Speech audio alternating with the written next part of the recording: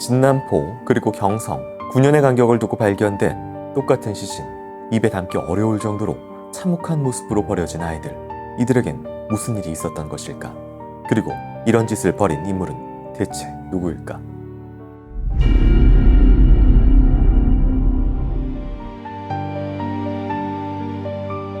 일제 치하에 있던 1924년 평안남도 진남포시, 지금의 남포 직할시이며 당시에는 북한 제2의 도시로 불리는 항구 도시였습니다. 2월 25일 늦은 밤, 진남포 경찰서로 한 남성이 찾아왔습니다. 남성은 거리에서 한 어린아이가 살해당하는 것을 봤다고 신고하러 왔다고 했습니다. 그러나 경찰은 신고자에게 헛소리 말고 시간이 늦었으니 집으로 돌아가라고 했습니다.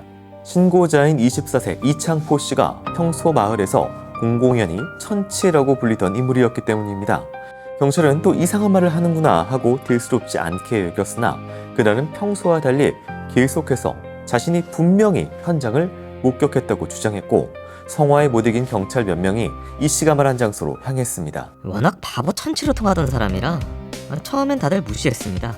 근데 계속 설명을 하는데 내용이 너무 구체적이라 현장으로 출동을 했죠. 근데 그가 말한 장소에 정말로 아기가 죽어 있었습니다. 근데 시신 상태가... 경찰이 현장에 도착했을 때 발견한 아이의 시신은 참혹함 자체였습니다. 머리가 따로 떨어져 있었고 팔, 다리, 생식기까지 절단되어 있었습니다. 그리고 가장 끔찍했던 것은 시신에서 뇌가 사라져 있다는 점이었습니다. 마치 누군가 그것을 빼간 것처럼 보였습니다. 사실 우리가 식민지 시대에 여러 그 잔인한 사건이 몇 건 있었죠. 근데 이건 엽기적이라고 해야 될 정도의 훼손과 생식기라든가 뇌 안쪽에 있는 그런 장기들이, 그런 부분에 있어서는 어떤 특정한 이유가 있어야 되는 것 같다는 생각이 드는데, 문제는 워낙 그때의 기록이 불비해 갖고 좀 안타까운 면이 있습니다. 실제로 이 정도의 훼손이라고 하면은 정신적으로 문제 있는 사람의 행위는 아닙니다. 그건 의도를 확실히 가지고 있는 사람의 행위인데, 근데 문제는 그걸 왜 발견될 수 있는데, 그것도 실제로 정신적으로 멀쩡하지 않은 사람, 그건 천치란 표현을 쓰지만 어쨌든 옛날 용어니까 그런 사람이 볼 수 있게 했느냐. 근데 보통 이런 사건은 발견한 사람이 의식을 많이 받죠. 그러니까요. 그러면 이유가 있을 거겠죠. 이건 원한이라고 하기에는 애가 너무 영하니까 원한은 아닌 것 같아요. 그럼 문제는 이 영아의 보호자는 이 아이를 이렇게 잃어보고도 가만히 있었는가? 이런 문제가 걸리는 거죠. 아니면 이 아이가 그냥 원래 매장돼 있던 거를 발굴한 건지. 제 옛날에 저희 고향에서 그런 일이 있었어요. 공동묘지에 있는데 거기서 애를 묻으면 애창이라고 하는데, 그런 데가 막 훼손이 돼 있으니까, 그래서 소문이 뭐로 돌았냐면 약에 쓰려고 나쁜 한의사나 한약방 해는 인간들이 그걸 써갔다, 이런 얘기 소문도 들은 옛날엔 있었거든요. 그런 생각이 버쩍 드네요. 사건 당시는 일본이 관동 대학살을 일으킨 직후로 조선 총독부의 관리 아래 언론과 집회가 극도로 통제되어 있었습니다. 경찰은 곧바로 보도를 통제했고 시신의 일부를 부립병원에 부검을 해야 했습니다. 이후 경찰은 유일한 목격자이자 신고자인 이창포를 취조했습니다. 그는 처음에는 자신이 본 것을 진술하다가 자세한 것은 기억이 나지 않는다며 횡설수설하더니 범인을 보지는 못했다고 했습니다. 추궁이 이어지자 제가 한 일이기에 범인을 보지 못했습니다. 제가 살해를 한 건 아니고 공동묘지에서 이미 죽어있는 아이의 시체를 파낸 뒤에 훼손한 겁니다. 너무나 충격적인 진술에 놀랄 틈도 없이 그의 말은 곧 흔들리기 시작했습니다. 어떤 질문에는 봤다라고 하고 또 어떤 질문에는 내가 그랬다고 했다가 다시 그럴 리가 없다며 울음을 터뜨리기도 했습니다. 대체 어디까지가 진실인 것일까? 그런데 시신의 부검 결과가 나오자 경찰은 다시 혼란에 빠졌습니다. 놀랍게도 부검 결과는 이창포의 자백과는 정반대였습니다. 검시 결과 사인은 질식사 혹은 동사로 확인됐습니다.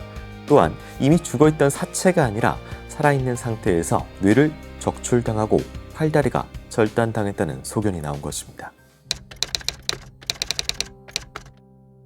이게 사실 기록이 불비하다는 것과 또 옛날에 그 취조하는 것이 사실은 기록을 그대로 믿을 수 없다.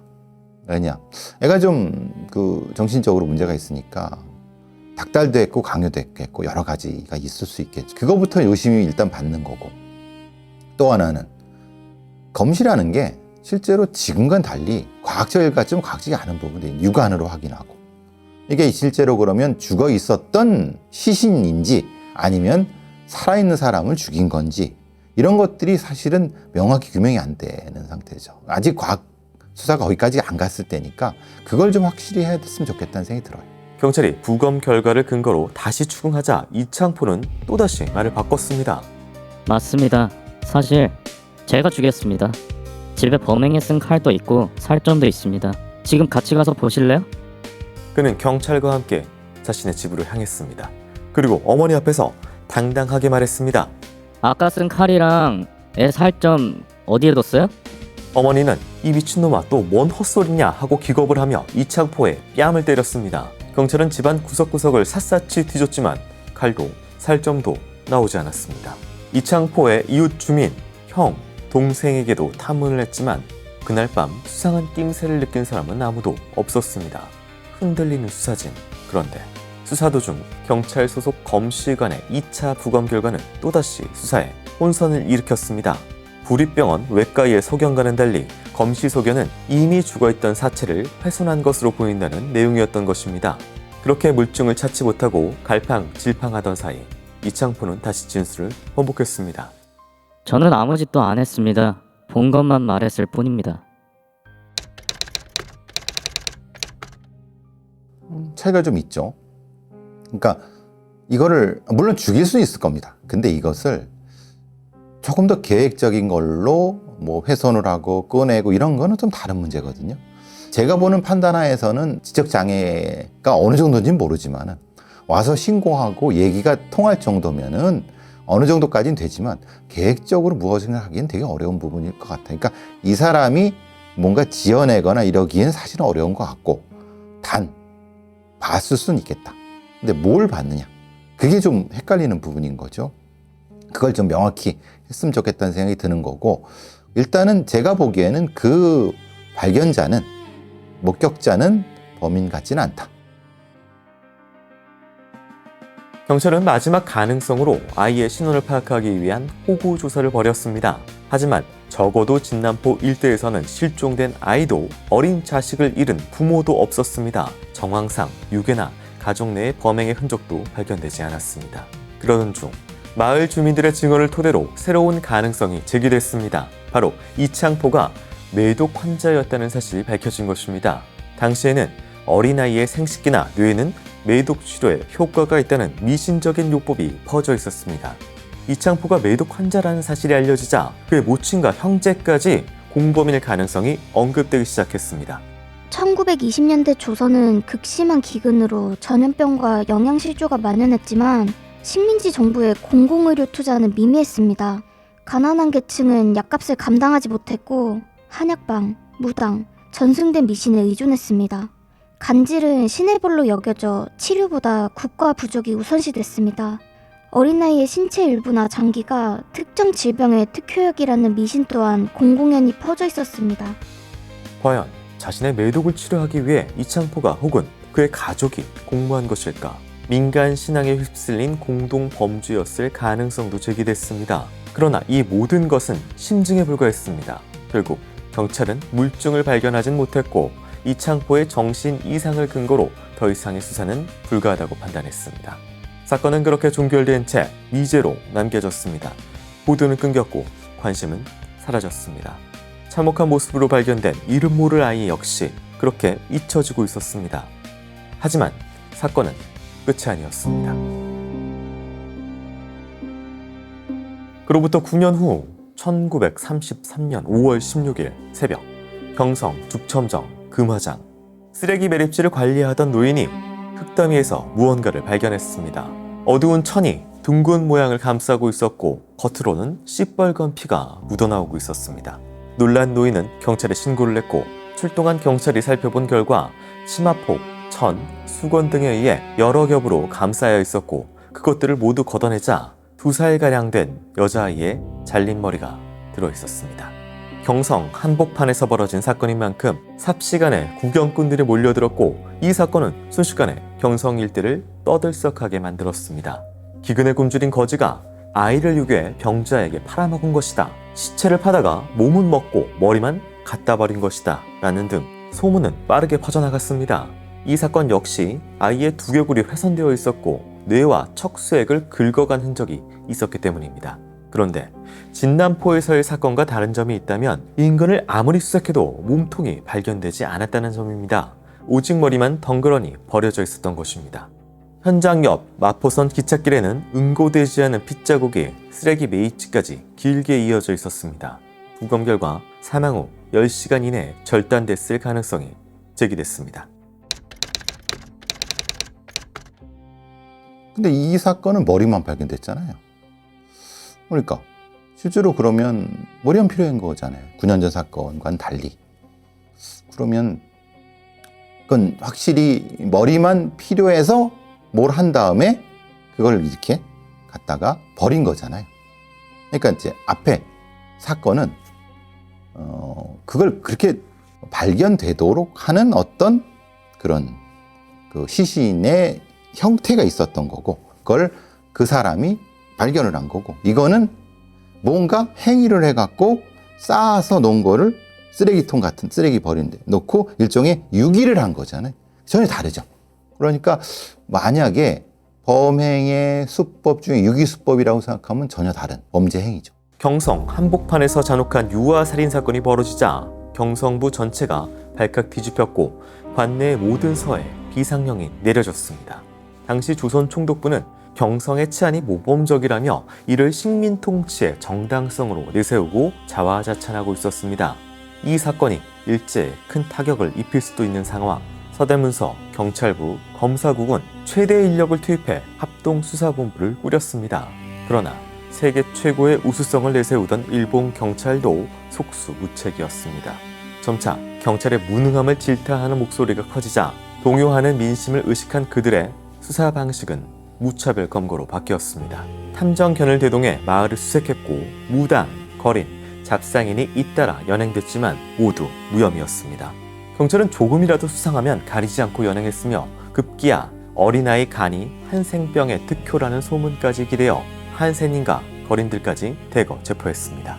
언론은 이 사건을 조선 최초의 유아 단도 사건이라 부르며 공포를 조성했습니다. 하지만 오히려 시신의 몸통을 찾는 과정에서 경성 구석구석에 안매장되어 있던 수많은 시신들이 발견되어 후미진 그늘에 가려져 있던 하층민들의 현실이 적나라하게 드러나기도 했습니다. 그러나 정작 찾던 몸통은 발견되지 않았고 경찰은 수사의 방향을 잃은 채 사건은 미궁에 빠지고 있었습니다. 당시 식민시대고 치안 유지가 중요했던 시대이기 때문에 모도 통제도 많이 됐고 그런 과정에서 이제 최대한 어떤 안정적인 모습을 보여줘야 되기 때문에 제대로 된 수사가 그렇게 된 것 같지는 않습니다만은 사실 조금 좀 정밀하게 수사를 했으면 해결될 수도 있었던 것을 사실은 좀 부산하게 그냥 옛말로 그냥 조진 거죠. 그냥 일단 검거부터 하고 막 찾으니까 오히려 진범은 도망가는 상황이 벌어진 것이 아닐까라는 생각이 듭니다. 20일 가까이 수사에 진척이 없자 경찰은 뇌와 척수액이 비어있던 점에 주목했습니다. 당시엔 어린아이의 뇌 척수액이 간질, 풍병의 특효라는 속설이 유행처럼 돌고 있었기 때문입니다. 일각에서는 아이를 살해한 것이 아니라 사체를 꺼내 목을 절단한 것이 아니냐라는 의문이 제기됐습니다. 이에 수사진은 인근 마을을 대상으로 최근 한두 살짜리 어린아이가 사망한 집을 호구조사를 통해 추려나갔습니다. 이후 추려진 명단을 바탕으로 수사의 방향을 묘지수색으로 전환했습니다. 그리고 마침내 6월 5일 옆리 공동묘지에서 목이 없는 여자아이의 시신이 발견됐습니다.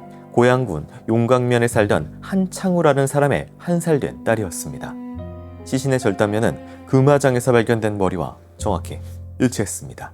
부모는 딸의 시신 상태를 보고 경악했고 경찰은 피해자 주변 인물들로 수사의 범위를 좁혔습니다.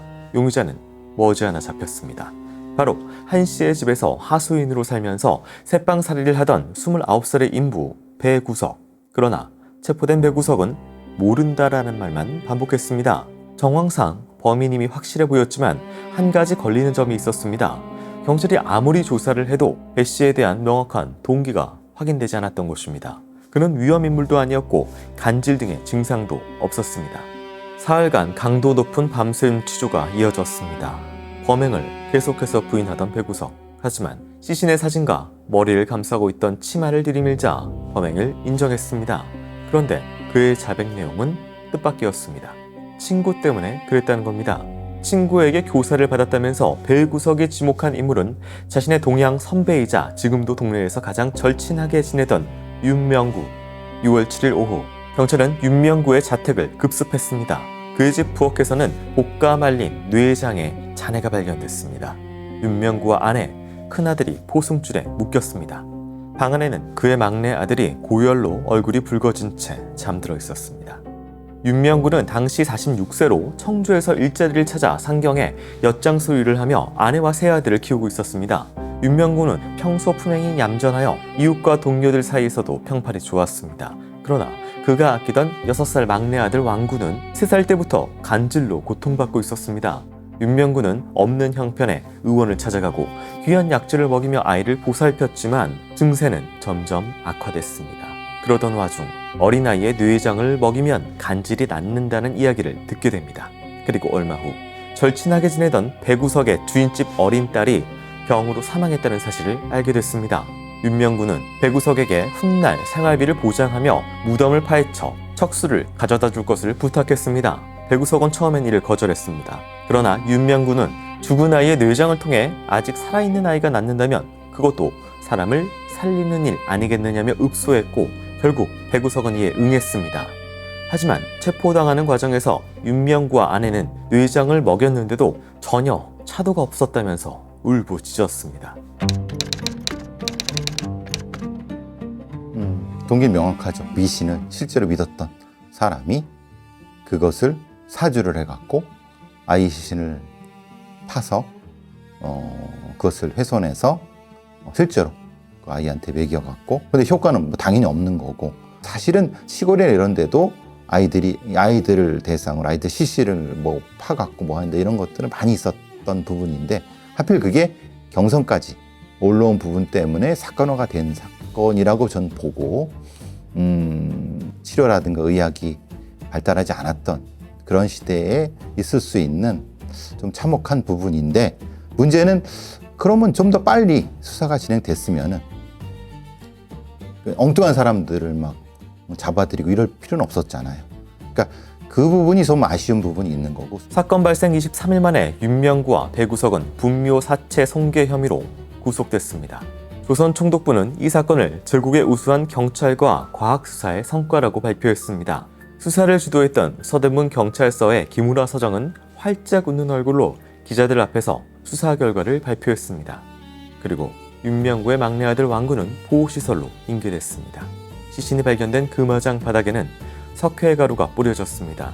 하지만 그곳을 지나가는 사람들은 한동안 그 자리를 피해 걸었다고 합니다. 그렇게 죽음보다 지독한 가난, 그리고 미신으로부터 시작된 이 비극적인 사건은 다시 침묵 속에 잊혀졌습니다.